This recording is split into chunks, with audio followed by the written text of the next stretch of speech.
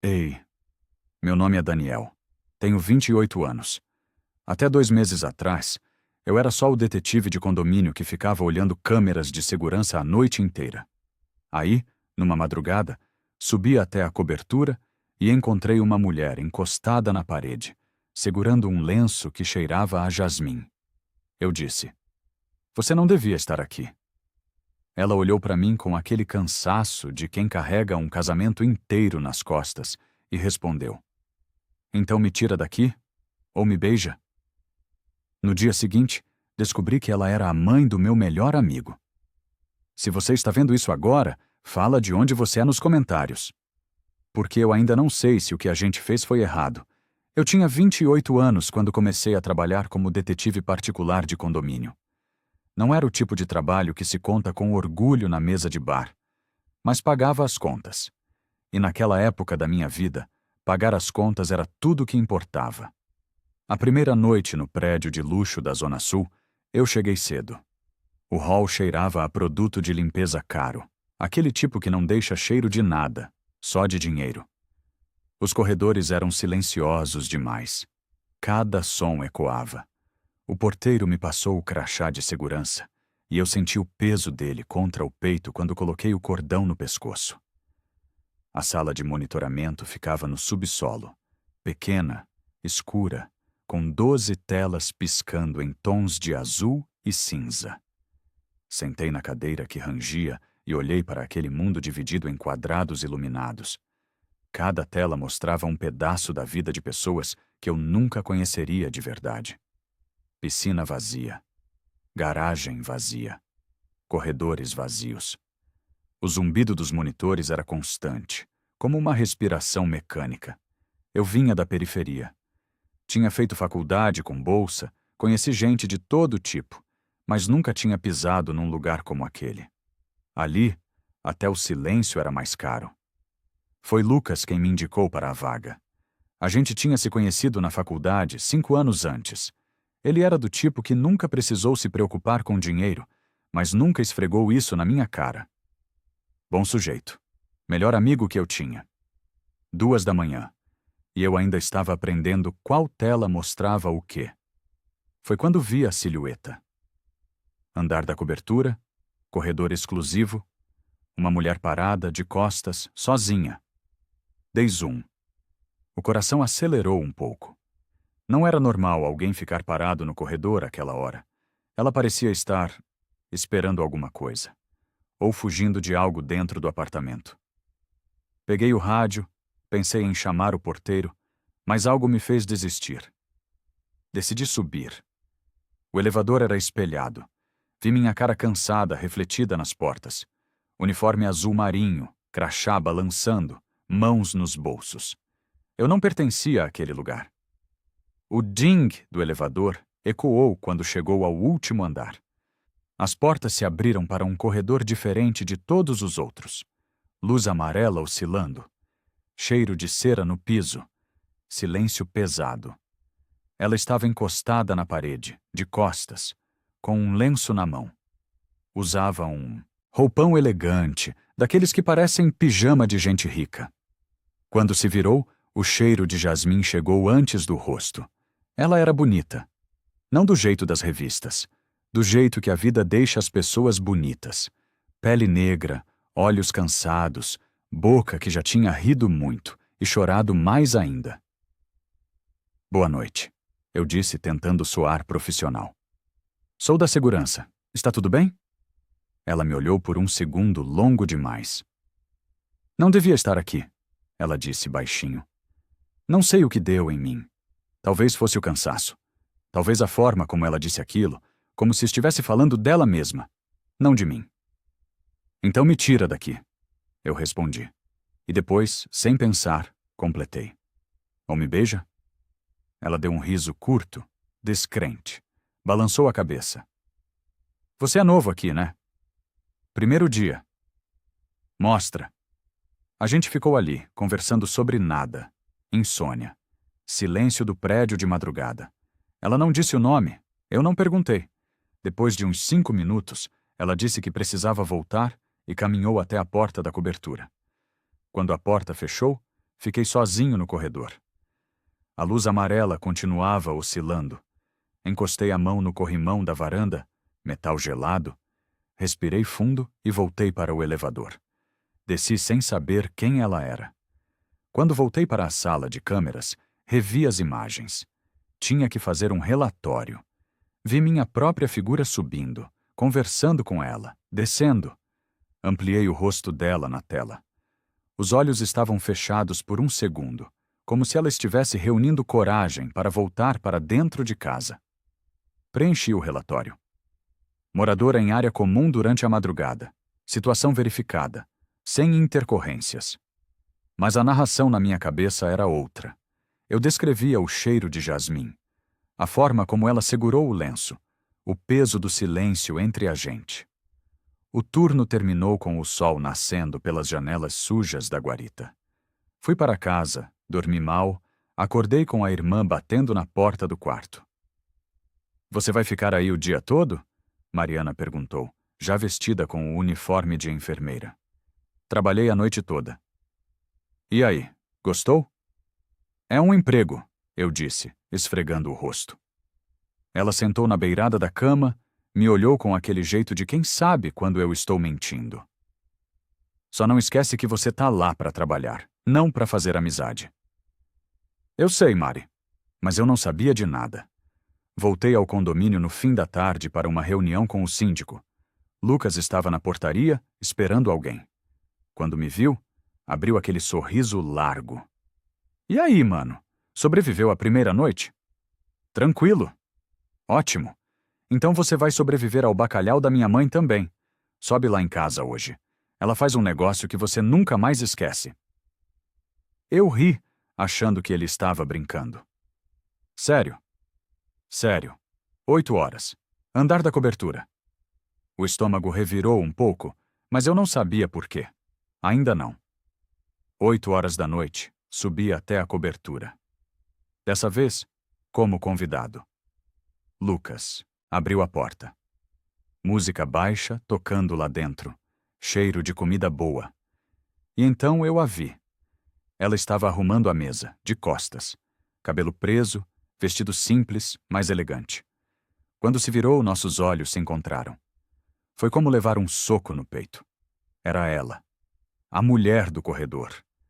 E pelo jeito que ela congelou por meio segundo, segurando um prato na mão, ela também tinha me reconhecido. Mãe, esse é o Daniel, o cara que eu te falei. Ela sorriu, daquele jeito que só quem já fingiu a vida inteira sabe fazer. Prazer, Daniel. Eu sou Helena. A mão dela era fria quando a gente se cumprimentou.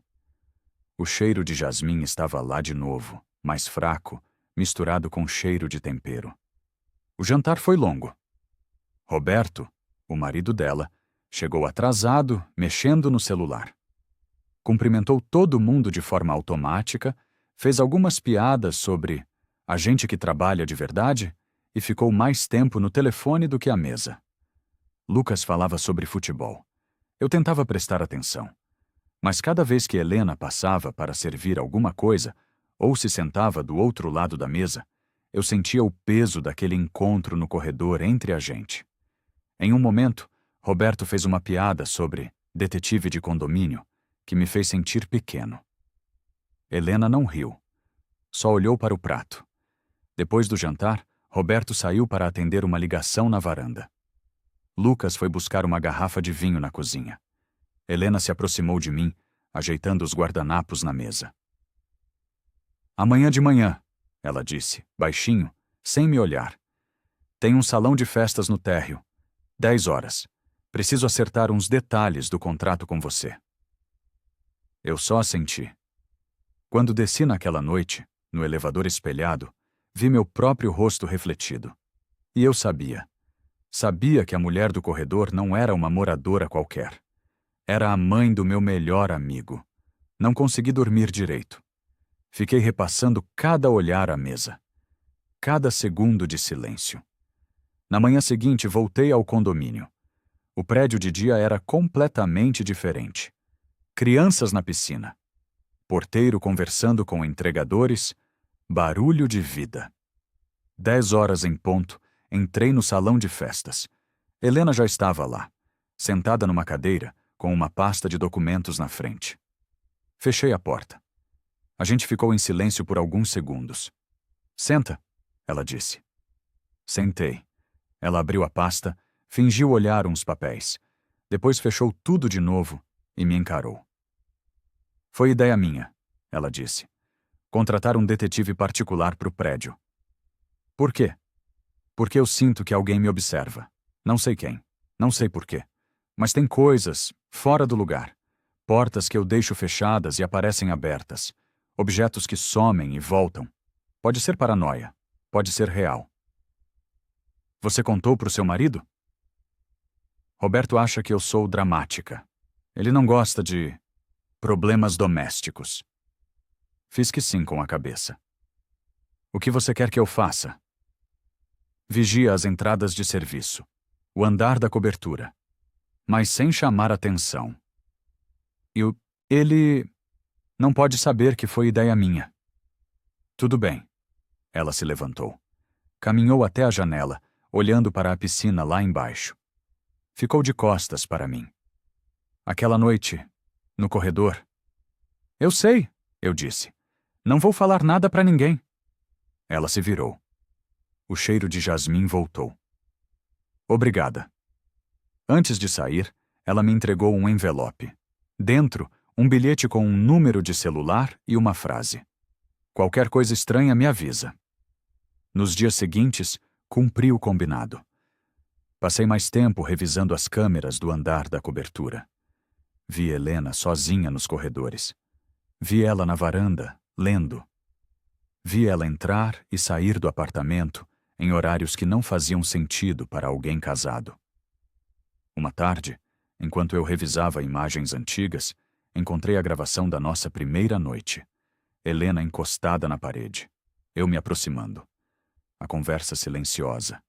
Fiquei olhando aquilo por mais tempo do que devia. No fim do expediente, Helena apareceu na porta da sala de câmeras. Posso entrar? Claro. Ela entrou, olhou para as telas, para os controles, para mim. Aquela gravação, ela disse, apontando para o monitor. Da madrugada que a gente se conheceu. Você ainda tem? Tenho. Preciso que você apague. Por quê? Porque se alguém vir, vai entender errado. Ela deslizou um envelope pela mesa. Dinheiro. Não precisa disso, eu disse, empurrando o envelope de volta. Então faz porque eu estou pedindo. A gente ficou se olhando. Eu apago, eu disse, mas não por dinheiro. Ela assentiu.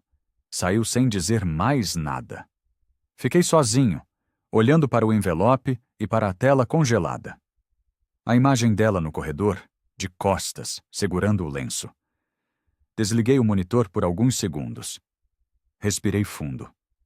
E percebi que qualquer escolha que eu fizesse ali teria um preço que eu ainda não sabia calcular. Naquela noite, levei o envelope fechado para casa. Mariana estava na cozinha fazendo café. Problema de mulher?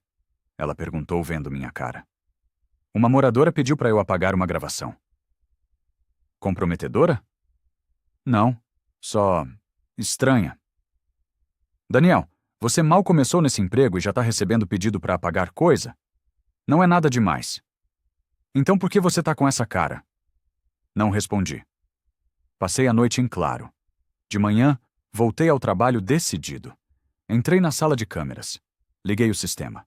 Fui até o arquivo onde estava a gravação da madrugada. O dedo pairou sobre o comando de deletar. Suor frio. Coração acelerado. Apertei. A imagem sumiu. No lugar, um relatório neutro. Verificação de rotina. Sem intercorrências. À noite, recebi uma mensagem de um número que eu já conhecia. Obrigada por ontem. Confio em você. Olhei para a tela acesa do celular. O zumbido dos monitores ao fundo. O ding do elevador ecoando no corredor vazio. Eu tinha acabado de entrar oficialmente no segredo dela. Passaram-se algumas semanas. A rotina virou uma dança silenciosa. Helena começou a aparecer mais na área das câmeras, sempre com uma desculpa. Problema no sensor da porta. Barulho estranho no interfone. Conferir o sistema. A gente conversava sobre livros, sobre o passado. Ela contava das aulas que dava antes de casar. Literatura. Eu nunca tinha lido os autores que ela citava, mas gostava de ouvir. Um dia, ela me mostrou uma estante cheia de livros na sala da cobertura. Você lê? Ela perguntou. Pouco? Deveria. Te empresto um. Foi a primeira vez que senti a diferença de classe bater de verdade. Não nos carros, não nas roupas, mas naquilo. Nos livros que ela tinha e que eu nunca ia ler. Uma noite, choveu forte. O sinal de internet do condomínio caiu. Algumas telas começaram a piscar. Tentei reiniciar o sistema, mas não funcionou. O interfone chiou. Daniel? A voz de Helena. A internet aqui em casa também caiu. Tem algum problema?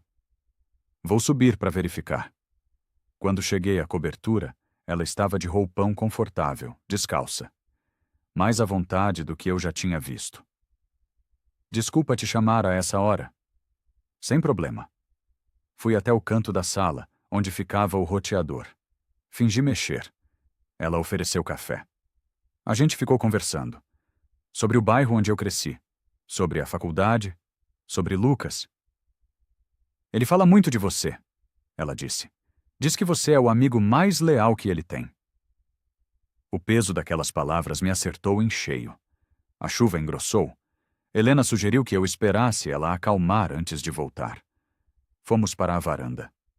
A cidade estava toda borrada pela água no vidro. O cheiro de jasmim misturado com cheiro de terra molhada. O corrimão de metal estava gelado. Eu tinha 26 anos quando casei, ela disse, olhando para a cidade lá embaixo. Achei que ia ser diferente. Diferente como? Sei lá, menos sozinho. A gente ficou em silêncio. Em algum momento, a gente estava segurando o corrimão ao mesmo tempo. As mãos se encostaram. Nenhum de nós recuou. Helena encostou a testa no meu ombro. Não foi um beijo. Foi algo pior. Foi intimidade de verdade. Um barulho no corredor quebrou o momento. Ela se afastou rápido. Você precisa descer, ela disse, ajeitando o roupão. Antes que alguém estranhe. Entrei no elevador, o coração disparado. E eu sabia que aquele minuto na varanda tinha mudado tudo. Na manhã seguinte encontrei Dona Sônia no hall. Ela era a vizinha do 12º andar. Viúva. Vivia na janela. Choveu bastante ontem, né? Ela disse, sorrindo de um jeito estranho. Bastante. Ouvi vozes lá em cima, na cobertura, tarde da noite. Problema no sistema, eu disse neutro. Precisei verificar. Ah, claro. Ela sorriu mais ainda. Verificar. Subi para a sala de câmeras. Revi as imagens da noite anterior. Lá estava eu, entrando e saindo da cobertura. Ajustei o ângulo da câmera. Só um pouco. O suficiente para que minha silhueta ficasse menos visível. Naquela noite, recebi uma mensagem de Helena. Deixei um livro para você na portaria. Pegue amanhã. No dia seguinte, peguei a sacola. Dentro, um livro, um bilhete e o cheiro de jasmim no papel. O bilhete tinha uma frase sublinhada. Ser visto de verdade é a coisa mais perigosa do mundo. Tentei manter distância.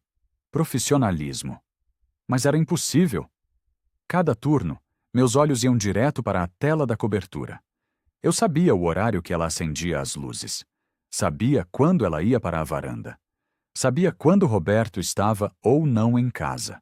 Lucas apareceu na guarita um dia, jogou conversa fora, falou de futebol, de trabalho, de planos para o futuro. Minha mãe tá estranha ultimamente, ele disse de repente. O coração gelou. Estranha como?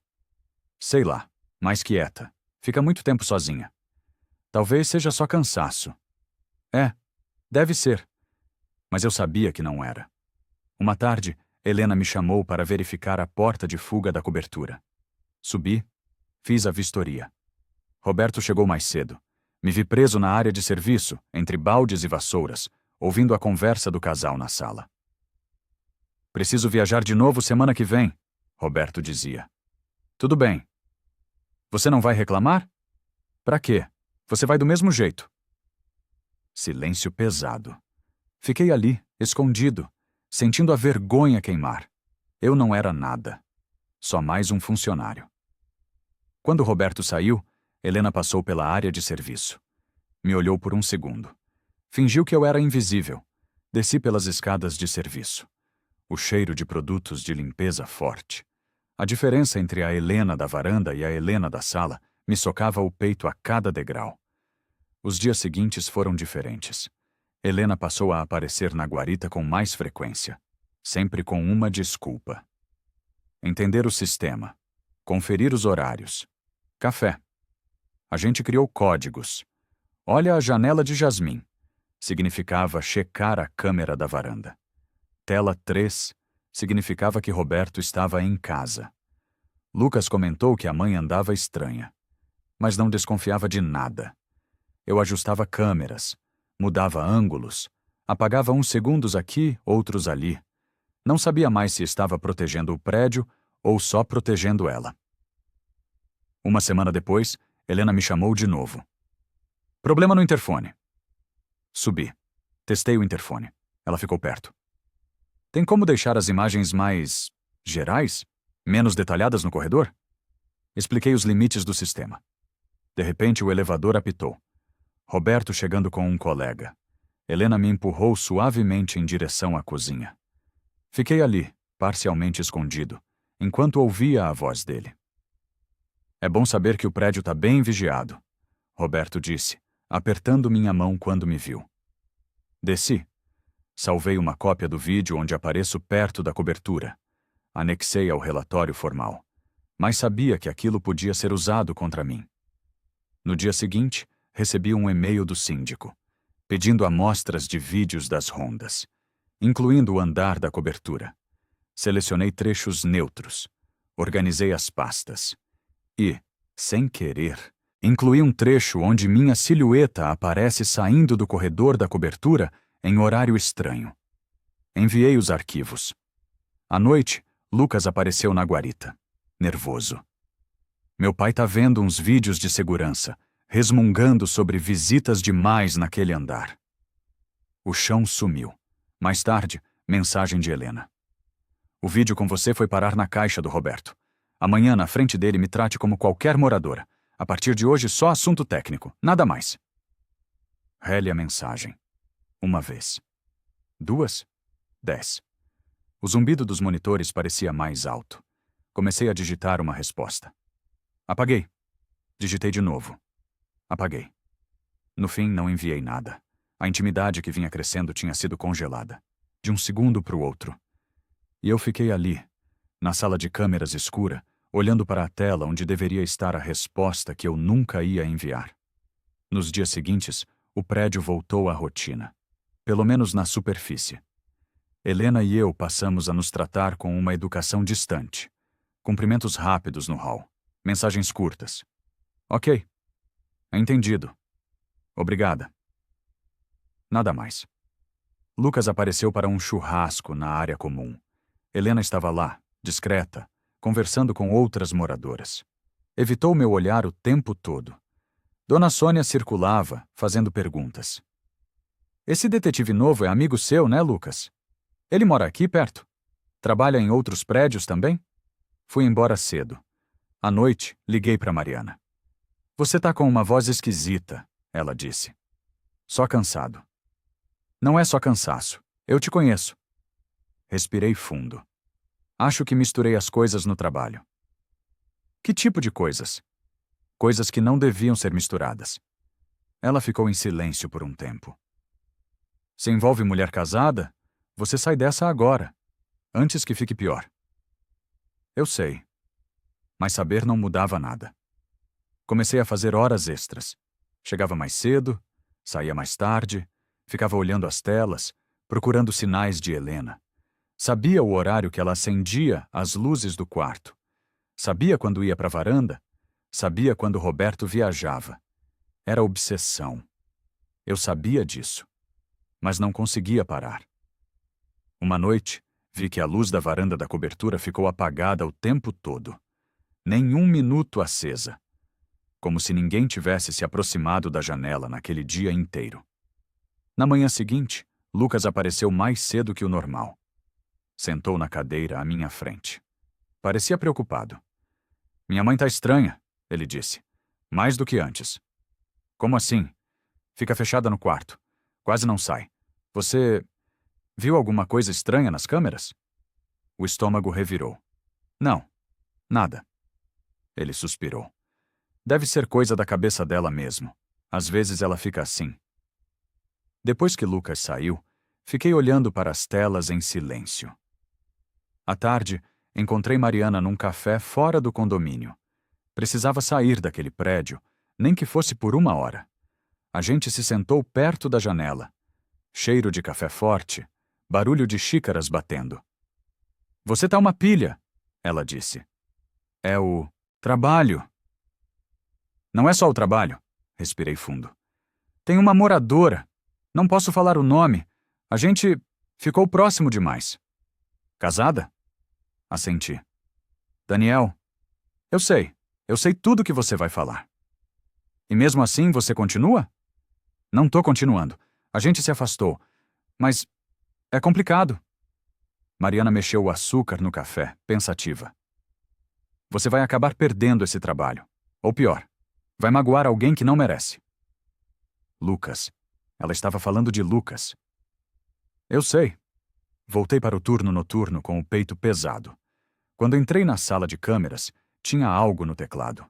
Um lenço de seda. O cheiro de jasmim bateu antes de eu pegar. Não tinha bilhete. Só o lenço. Segurei o tecido nas mãos. Suave. Caro. Cheiroso. Não sabia se era um chamado ou uma despedida. Guardei o lenço no bolso interno da jaqueta. Naquela noite, as cortinas da cobertura ficaram fechadas o tempo todo. No dia seguinte, Helena não apareceu em nenhuma área comum. No segundo dia depois do lenço, o padrão se repetiu. Eu esperava. Algum sinal, alguma coisa. Na terceira noite, quase no fim do turno, a luz da varanda acendeu. Só por alguns segundos. Depois apagou. Fiquei olhando para a tela. Será que tinha sido ela? Ou só alguém passando? O lenço ainda estava no bolso. Eu tocava o tecido de vez em quando, como quem confere se ainda está ali. Não sabia se aquilo era o fim ou o começo da parte mais perigosa da história. Na noite seguinte, decidi ser profissional de novo. Limpei a mesa, organizei os arquivos, tentei me concentrar em outras câmeras. Um morador do 5º andar reclamou de barulho na garagem. Desci para verificar. Não era nada. Voltei para a sala. As horas passaram devagar. 2 da manhã. E então aconteceu. A luz da varanda da cobertura acendeu. Apagou. Acendeu de novo. Apagou. Acendeu pela terceira vez. 3 vezes. O código. O coração disparou. Fiquei olhando a tela paralisado. Uns 15 minutos depois, um motoboy apareceu na portaria. Entregou um envelope, endereçado a mim. Abri ali mesmo, na sala de câmeras. Dentro, um crachá reserva de acesso à garagem. E um bilhete escrito à mão. Você não devia estar aqui, mas se vier, entra pela garagem. A letra de Helena. Olhei para a tela que mostrava o portão da garagem, entreaberto. Minha mão tremia segurando o papel. Eu sabia o que deveria fazer. Profissionalmente, eticamente. Ignorar. Registrar o fato. Devolver o crachá. Mas meus pés já estavam se movendo. Peguei o crachá. Saí da sala de câmeras. Atravessei o hall vazio. Meus passos ecoavam no mármore. O vigia da portaria cochilava. Entrei na garagem pela lateral. Cheiro de gasolina e chuva antiga. Usei o crachá no portão interno. O mecanismo chiou baixinho. Chamei o elevador de serviço. Ele subiu devagar. O ding ecoava em cada andar. 9º andar. 10º. 11º. Cobertura. As portas se abriram. Caminhei pelo mesmo corredor da primeira noite. Luz amarela oscilante. Silêncio pesado. Mas dessa vez era diferente. Antes eu tinha subido como funcionário. Agora, subia como cúmplice. Cheguei na porta da cobertura. Estava entreaberta. Só alguns centímetros. Pela fresta vi a silhueta de Helena, encostada na mesma parede onde a gente se encontrou pela primeira vez. Respirei fundo. Empurrei a porta com cuidado. Entrei. A porta fechou atrás de mim com um clique suave. Helena estava de camisola simples, sem maquiagem, cabelo solto, segurando um lenço idêntico ao que eu tinha achado na sala de câmeras. O cheiro de jasmim era mais suave ali, misturado com o cheiro do apartamento fechado. "Você veio", ela disse. Não era pergunta. "Vim." A gente ficou se olhando por um tempo longo. "Eu tentei", ela disse, baixinho. "Tentei voltar a ser só esposa, só mãe. Mas eu nunca me senti tão observada pela minha própria consciência quanto nessas últimas semanas." Ela deu um passo à frente. "O lenço foi um teste, para ver se você ainda estava prestando atenção." Eu nunca parei. "Eu sei." Ela encostou mais perto. O cheiro de jasmim ficou mais forte. "E o código da luz?" "Aprendi com você. 3 vezes. Lembra?" Eu lembrava. Semanas atrás, quando a gente testava as câmeras, ela tinha perguntado: "Se eu precisasse te chamar sem usar interfone, como faria?" E eu tinha brincado: "Acende e apaga a luz 3 vezes. Vou saber que é você." "Lucas", eu comecei. "Eu sei." A voz dela ficou mais baixa. "Eu sei de tudo que tá errado aqui. Eu sei do casamento. Eu sei que você é amigo do meu filho. Eu sei que você é mais novo. Eu sei que eu deveria ser mais forte. Não é sobre ser forte. Então é sobre o quê? É sobre se sentir vivo." Ela encostou a testa no meu peito. Devagar. Como quem finalmente entrega o peso que carregava. Passei a mão pelos cabelos dela. Um gesto suave, protetor. A gente ficou assim por um tempo, sem pressa, sem promessas. Depois encostei os lábios no topo da cabeça dela. Um beijo suave, quase imperceptível. Ela fechou os olhos. Ao longe, o som do elevador em outro andar. A chuva começando a bater no vidro. Tudo aquilo era errado, mas parecia mais real do que qualquer coisa que eu já tinha vivido. Ficamos ali por mais tempo do que devíamos, conversando baixo, sobre nada e sobre tudo. Ela contou sobre o casamento, como tinha sido lindo no começo, como tinha virado uma vitrine, como Roberto comprava presentes caros, mas nunca perguntava como ela estava de verdade. Eu contei sobre a periferia, sobre a mãe, sobre Mariana, sobre a sensação de ser invisível a vida inteira. "Você nunca foi invisível para mim", ela disse. Depois de um tempo, ela olhou para o relógio. "Você precisa ir, antes do amanhecer." "Eu sei." "E isso não pode virar rotina, não pode." "Eu sei disso também." Mas nenhum de nós parecia convencido. Desci pela mesma garagem por onde tinha vindo. O prédio estava ainda mais silencioso. Cheguei na sala de câmeras, sentei na cadeira que rangia e fiz o que não deveria fazer. Revi as imagens. Minha silhueta entrando pela garagem, subindo, entrando na cobertura, saindo. Uma a uma, selecionei todas as gravações e apaguei. Cada arquivo deletado era como confessar um pecado. Mas eu não parava. Quando terminei, gravei um relatório frio. Noite sem intercorrências. Olhei para a tela vazia onde deveriam estar as imagens. O lenço de jasmim ainda estava no bolso. Toquei o tecido. Suave. Real. Mesmo apagando as provas, nada daquilo desaparecia de dentro de mim. Nos dias seguintes, o prédio voltou à rotina. Pelo menos na superfície. Helena e eu nos tratávamos com educação distante. De novo, cumprimentos rápidos, mensagens técnicas. Lucas apareceu para conversar sobre planos de trabalho. Falou de uma promoção que podia vir, de uma viagem que queria fazer. Não imaginava nada. Roberto continuava ausente. Viagens, reuniões, telefonemas na varanda. Dona Sônia inventava novas fofocas. Dessa vez, sobre o casal do 9º andar. Nada sobre a gente. Mas mesmo na distância, eu sabia. Sabia o horário que Helena ia para a varanda ler. Sabia quando ela apagava as luzes. Sabia quando Roberto viajava. A vida decidiu seguir, mas com um segredo cravado no meio do condomínio. Uma noite, semanas depois, eu estava sozinho na sala de câmeras. O zumbido dos monitores, o frio do ar-condicionado, o peso do crachá no peito. Tudo igual ao primeiro dia. Mas eu não era mais o mesmo. Olhei para as telas. A piscina vazia, a garagem vazia, os corredores vazios. E a cobertura. A luz da varanda estava apagada. Segundos depois, acendeu. Ficou acesa por alguns segundos. Apagou de novo. Não era o código. Não eram 3 vezes. Era só vida. Rotina. Alguém passando pela varanda. Mas meu coração acelerou do mesmo jeito. Peguei o celular. Nenhuma mensagem nova. Olhei para o lenço de jasmim que eu guardava na gaveta da mesa. E pensei em tudo. No primeiro encontro no corredor, no jantar com Lucas, no pedido para apagar o vídeo, na noite da tempestade, no momento na varanda, na mensagem cortante de Helena, no lenço na sala de câmeras, na luz piscando 3 vezes, na madrugada em que subi pela garagem, e nas imagens que eu apaguei. O turno terminou. O sol começou a nascer. Desliguei os monitores um por um. O silêncio voltou. Saí do prédio devagar. O ar fresco da manhã bateu no rosto. Olhei para cima, para a cobertura. As cortinas estavam fechadas. Mas eu sabia.